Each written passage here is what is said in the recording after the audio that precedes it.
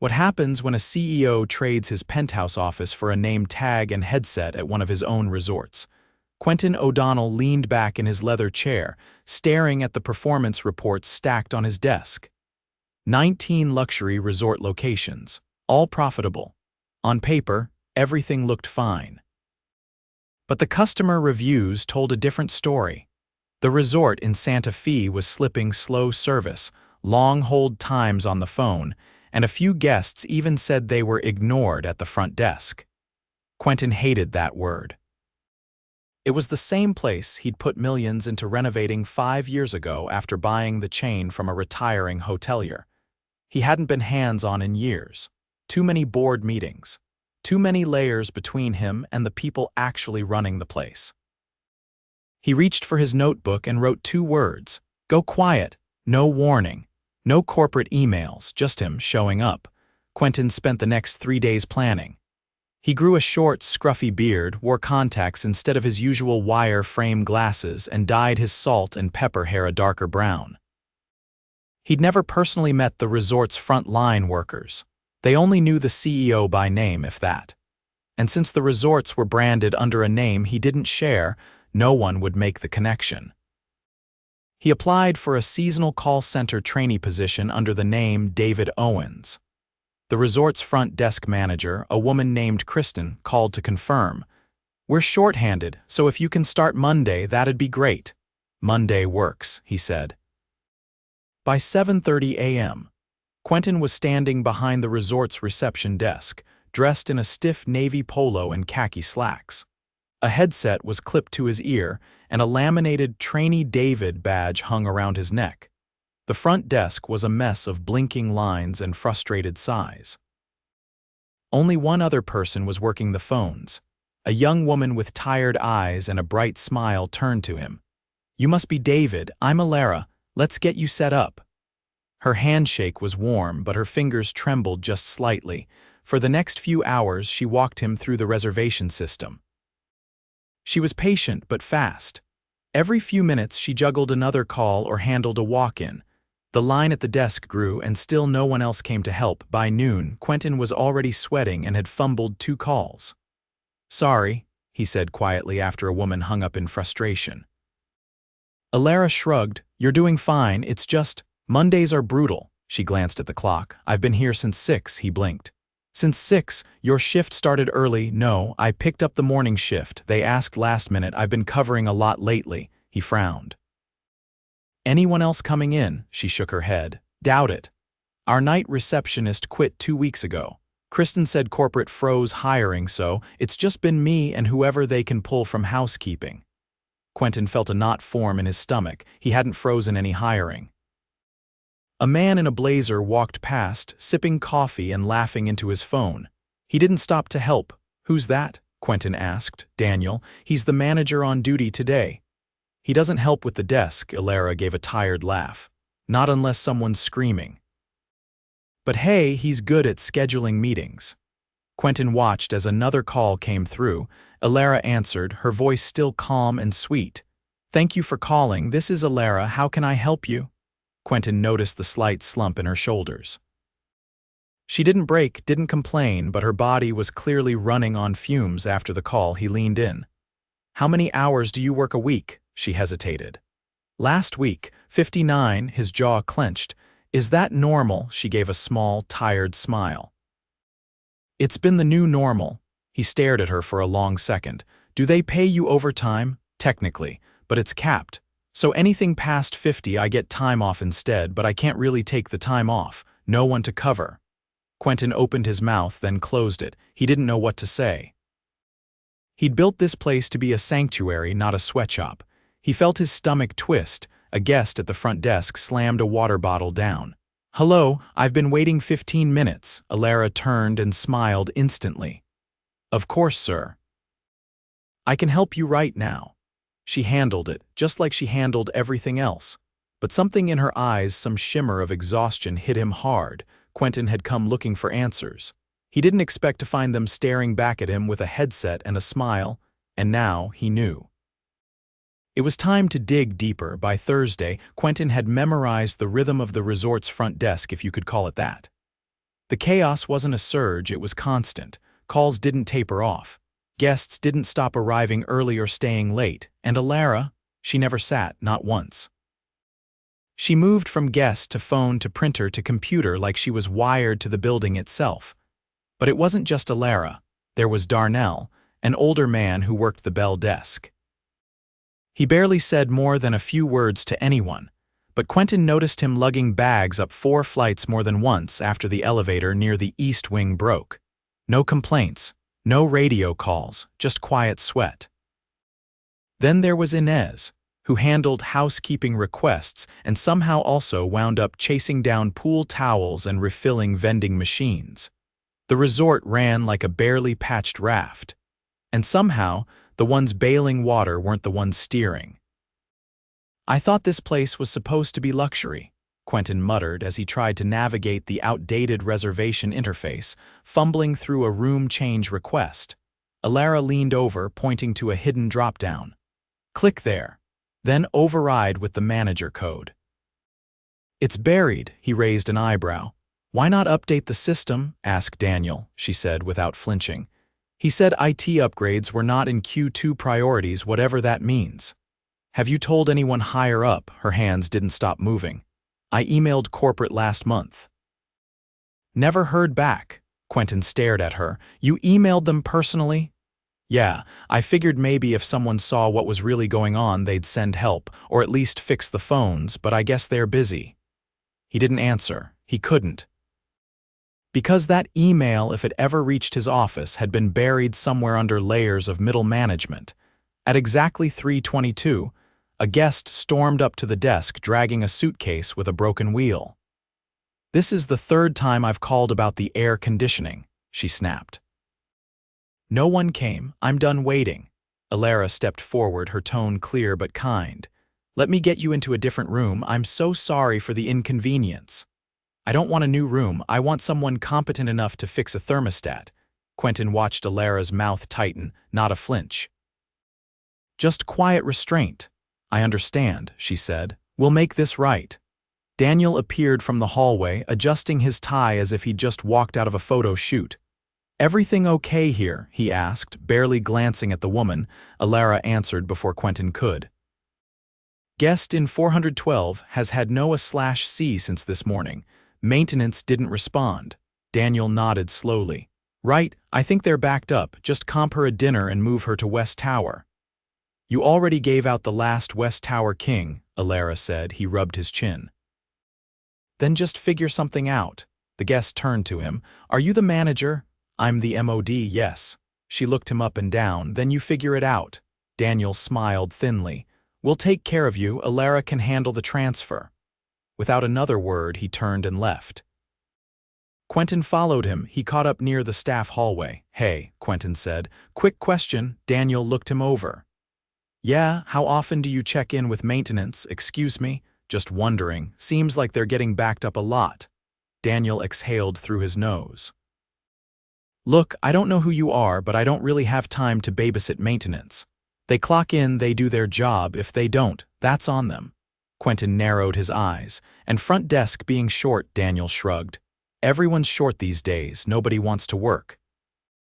Besides, Alara's solid. She holds it down. By herself. Hey, she's still here, isn't she? That's what I call reliable." Quentin felt something hardening behind his ribs. He didn't say anything else. He just turned and walked back. By Friday, he started asking around more. He caught Darnell during a lull. "How long you been here?" Quentin asked. 6 years. "You like it?" Darnell looked out at the parking lot. "Used to, before they changed everything." "What changed?" "Used to be 5 bellmen, now it's me." Quentin blinked. "Just you?" "Yup. Why not hire more?" "Ask management. They say it's budget realignment." He paused. "You ever think about quitting?" Darnell gave a dry laugh. "I got kids, mortgage, health plan's decent, so I stay." "Ain't that the game?" Later that night, Quentin stayed late to review the call logs. He wanted to understand the traffic. How bad could it really be? He pulled up the dashboard on the front desk terminal. Over 900 calls routed to 2 receptionists in the past 5 days. The average hold time, 12 minutes.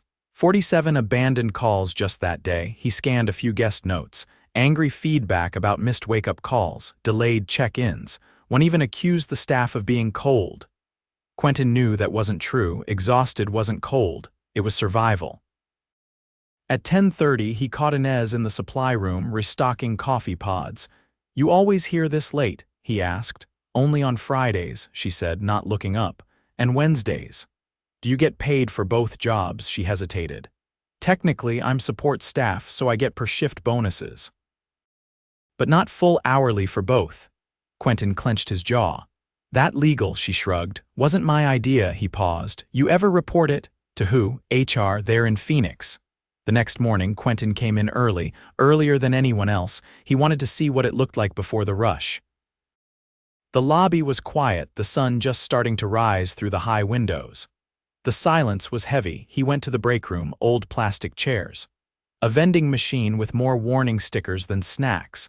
A corkboard with faded announcements. One of them read, "We appreciate you," in Comic Sans. The door creaked open. Alara walked in, her hair tied back, eyes still puffy.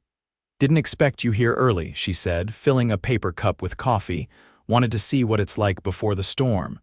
She gave a soft laugh. "Pretty much the same, just quieter." He hesitated. "You ever think about leaving?" She didn't answer for a while. Then, "Yeah. But then I remember the guests who come back just to say hi. One woman wrote me a letter last Christmas thanking me for helping her mom during a medical emergency. Said I reminded her that people still care." Quentin swallowed. "That's a lot to carry." "I don't mind carrying it, I just wish someone noticed." He looked at her, really looked. "I did," he said. She gave him a puzzled glance. "What?" He opened his mouth, then stopped. "Not yet, not here." Instead, he stood. "You'll want to be at the desk. The phones are already blinking red." She nodded and followed him out, but something in his stride had changed. He wasn't just an observer anymore. He was a leader who'd finally seen the cost of silence. Saturday morning came with a cold wind through the automatic doors, unusual for Santa Fe in April. Quentin stood behind the desk in the same stiff uniform, headset already warming his ear. He hadn't slept much. The previous night, he'd stayed late reviewing schedules and quietly speaking to night maintenance, learning more than he wanted to admit. The pieces were coming together, and none of them painted a picture he could ignore anymore. By 8, the line at the front desk had already stretched to the lobby chairs. A family of 6 was asking about adjoining rooms. A newlywed couple had been given a suite with 2 twin beds, and the printer kept jamming. Alara wasn't on shift yet. Her schedule had finally allowed for a morning off after nearly 2 weeks without one. Quentin had insisted she take it quietly, without revealing his real identity. He told Kristen the new guy had volunteered to cover. Kristen hadn't argued. At 9:30, Daniel breezed in wearing a pale gray pullover and sunglasses hooked into the collar. He stopped by the desk to pour himself a cup of lobby coffee, then casually leaned on the counter. "You're the one covering for Alara?" he asked. Quentin didn't look up from the screen. "That's right," Daniel sipped. "She's a workhorse, kind of annoying how she keeps pushing herself." Quentin froze. "Excuse me?" "I mean, she's great and all," Daniel said, setting the cup down, "but she makes the rest of the team look bad, always here, always doing extra." Management notices that kind of thing, sets a weird precedent. Quentin turned to look at him.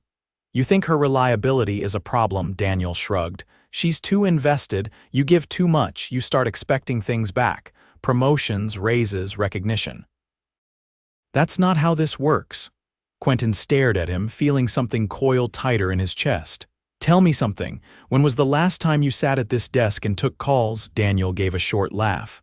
"I don't do front desk, that's for hourly staff." "Right." "Of course." Daniel didn't seem to register the edge in Quentin's voice. He walked off, tapping something into his phone. By noon, the phones were stacked again.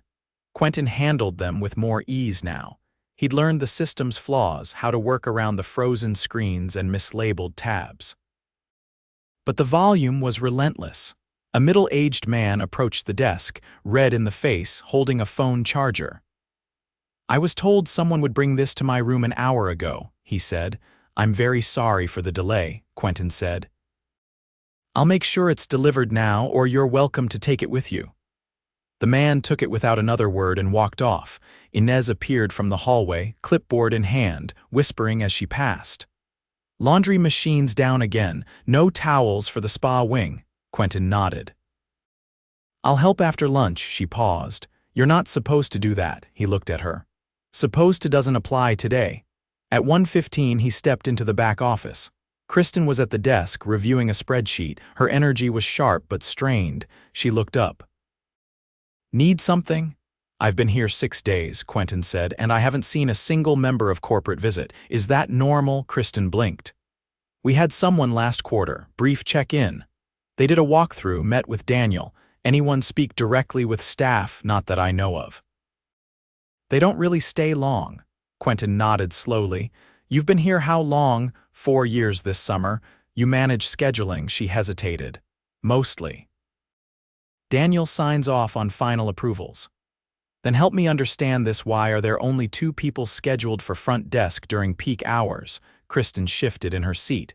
It's complicated. We're working with reduced labor hours, corporate mandates. From who? She paused again. Daniel said it came down from the regional office. I don't see the actual memos. Quentin leaned forward.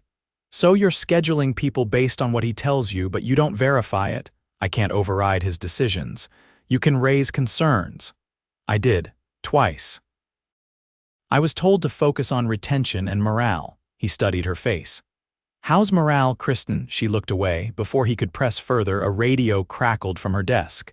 A voice came through. Security to front desk. We've got a situation with a guest. Quentin was already moving. By the time he reached the lobby, a tall man in a wrinkled polo was shouting at Darnell, who stood quietly beside a cart of luggage. I asked for someone to help me 15 minutes ago. The man barked. What do they even pay you people for? Darnell didn't flinch. Sir, I'm the only Bell staff on today. I just finished assisting another family. The guest stepped in closer. You expect me to believe that? You're standing here doing nothing. Quentin stepped in. Sir, that's enough. The man turned. Who the hell are you? Someone who's not going to let you speak to staff like that, the guest scoffed. I pay to be here, I expect service. And you'll get it, Quentin said, voice level.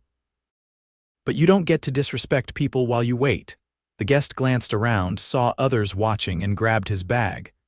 I'll take care of it myself. Joke of a resort. He stormed off. Quentin turned to Darnell. You okay? Darnell gave a short nod. Not the first time. It'll be the last, Quentin said. He returned to the back office. Kristen, he said, I need you to print me the last 3 months of schedules, all departments, and the payroll logs. Her fingers hovered over the keyboard. Why? Because I'm the man who's been signing your checks. She stared at him. What? He pulled the badge from around his neck and set it on the desk. Quentin O'Donnell, he said, owner, CEO, and very tired of being lied to. She stood slowly, mouth slightly open. I'm not here to make a scene, but I'm done watching my people carry this place on broken backs. She sank into her chair. I didn't know, I believe you, he said, but I need truth, not excuses, starting now. He walked out and headed toward the staff lounge. Daniel was inside, laughing with someone from housekeeping. His feet were on the table, coffee in hand. Quentin stepped in. Take your feet off the table. Daniel looked up, confused. What's your problem? I'm your boss, Quentin said, and you're done. Daniel's face went pale. What are you talking about? You've manipulated staffing numbers, ignored guest complaints, and created a work culture that runs on burnout and dismissal. You've treated your best employees like liabilities. You can't just, I can, and I am, security will escort you out. Your final paycheck will be mailed. Do not contact any staff members and do not step foot on this property again. Daniel stood, voice raised. This is insane.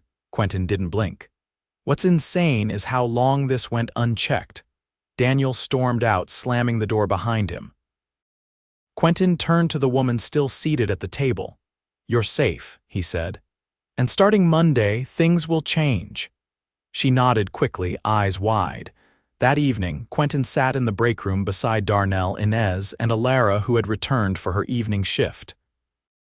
"I owe you all something," he said, "and not just thanks." They watched him silently. "There's going to be a restructuring, effective immediately. Hiring freezes are gone, systems will be updated, overtime abuse stops now, and I'm promoting from within." He looked at Alara.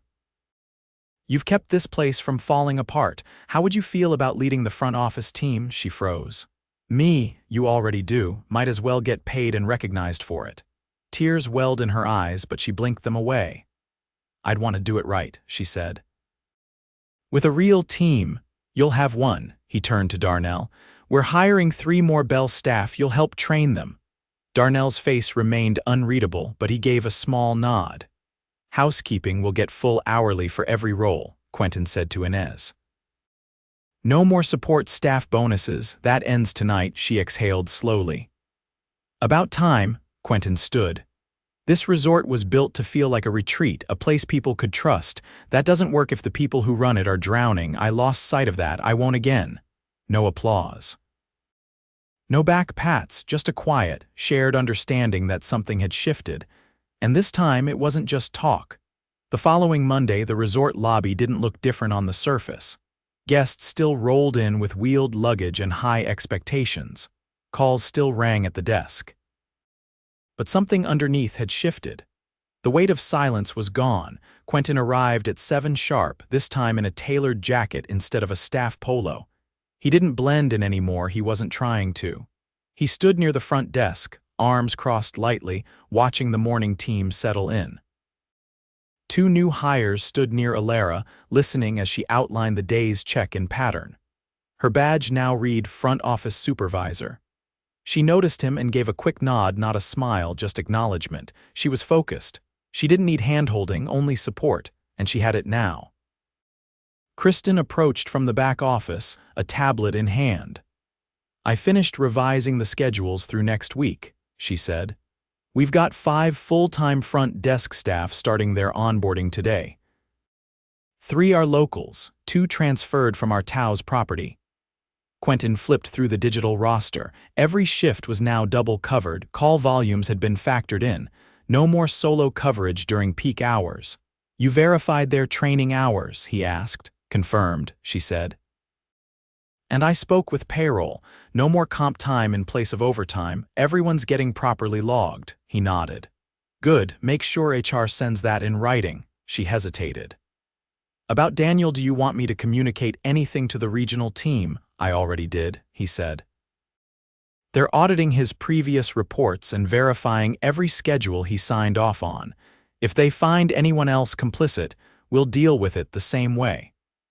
A woman in a navy suit approached the desk, Lucinda from corporate HR. She'd flown in from Phoenix to handle the fallout. She and Quentin spoke briefly in the corner while Alara helped a guest who'd lost their room key. "The anonymous report you requested was finished last night," Lucinda said. "It's what you expected. Manipulated labor data, falsified training records, and a pattern of stonewalling complaints." He kept his voice low. "Did you find anything on retaliation?" "One case. A front desk worker who left last year filed a complaint about unsafe conditions. Daniel reduced her hours after that. We've already reached out to her. Offer her a position back if she's willing, and a formal apology." Lucinda blinked. "You want to rehire someone we failed, if she wants it, yes. If not, we make it right anyway." She nodded and left to prepare the internal memo. By mid-morning, a few of the new hires were shadowing Inez and Darnell. Inez had taken up a temporary role training new housekeeping staff. She kept things efficient, not warm, not cold, just professional. "You good with this?" Quentin asked her as she restocked supplies in the staff hallway. She didn't look up from the inventory sheet. Better than chasing vending machines and folding towels in the same hour. He glanced at the new staff rolling carts down the corridor. "You're not used to help yet, are you?" "Not yet," she said, "but I'll get there." "Long as it sticks." "It will," he said. "We're building this to last." She raised an eyebrow. "You just say that or you mean it." "I mean it. I'm not disappearing again." As he walked through the kitchen corridor toward the operations wing, he passed Darnell loading bags onto a cart. One of the new bellmen, a younger guy named Mateo, stood nearby watching closely. "Lift with your legs, not your back," Darnell told him. "Unless you want to be walking like me by age 40. Mateo laughed, mimicked the motion, and they both disappeared into the elevator alcove. Quentin stepped into the employee lounge just before lunch. The vending machine had been replaced with a proper fridge and stocked shelves, nothing fancy, but better than stale chips and expired soda. Ilara was sitting at the corner table, typing something into a laptop beside a stack of guest feedback forms. Her hair was pulled back in a tighter bun than usual, and her posture had shifted straight, alert, no longer weighed down by exhaustion. He sat across from her. "You're not on desk, training hour. I'm building a response template for guest issues, something the team can use to handle recurring problems without scrambling," he nodded. "That's smart," she kept typing. "We had 3 calls this morning about the shuttle not arriving on time. Turns out the schedule we give guests doesn't match the one transportation uses." "I'll fix that," he said. "I'll speak with the operations director this afternoon." She finally looked up. "So, you're really staying involved?" "I am," she paused. "I've seen owners make promises before. Then they vanish until the next crisis." "I'm not a ghost in a suit," he said. "I've already restructured the reporting chain. No more gatekeepers between us and corporate. I'll be visiting monthly, reviewing reports myself." She leaned back slightly. "Why now?" "Because I let this place run on autopilot. I convinced myself that numbers meant things were fine when I finally saw what was happening." He stopped. "I should have acted sooner," she studied him. "I'm not looking for an apology," she said. "I just want the work to matter. And for people to be treated like they're not disposable." "They won't be," he said. "Not under your lead." She closed the laptop. "Then I'll hold you to it," he smiled. "Please do." That afternoon, the regional director arrived to walk the property with Quentin. Together, they reviewed the spa wing renovations, the HVAC upgrades in progress, and the outdated software terminals being replaced. The director took notes, asked questions, and listened more than he spoke. At 4, they held an all-staff meeting in the banquet room. Dozens of employees stood along the walls, some in uniform, some in plain clothes post-shift. A few of the new hires lingered near the back, wide-eyed. Quentin stepped to the front. "You don't need another speech," he said. "So I won't give one. You need to know that someone's listening. And that someone is me." He took a beat. "Effective this week, every department will receive updated staffing plans. No more single coverage, no more unpaid duties, and no more doing someone else's job without compensation." A few murmurs rippled through the room. "You'll also have a direct line for reporting issues, not to middle management, direct to corporate, and I'll be reviewing those reports personally." He scanned the faces around him, tired, skeptical, but attentive. "If you see something broken, say it. If someone's being mistreated, speak up. You won't be punished, you'll be protected." He nodded toward Ilara, who stood just to his right. "There are people in this room who have kept this resort standing through sheer will. That ends now. You're not here to survive, you're here to work with dignity." He stepped back, no applause. Just silence. And then, slowly, a few nods. Darnell crossed his arms and gave a subtle lift of his chin. Inez folded her arms, listening. Mateo leaned forward, whispering something to the bellman beside him. Ilara stepped forward next. "This place has always had potential," she said. "It just needed people who cared enough to see it through." She didn't say anything else. She didn't need to. That evening, Quentin walked the main corridor alone. The lobby was calmer. The desk was fully staffed. Phones were answered on the first ring. Guests asked questions and got answers without delay. He paused near the reception counter. A young woman handed over a key to a departing guest. "We hope you'll come back soon," she said. The guest grinned. "Not just coming back, I'm telling my friends." Quentin stepped outside into the dusk air. The wind had softened. He looked back at the glass doors. The resort was no longer just a business. It had become accountable. And this time, it would stay that way.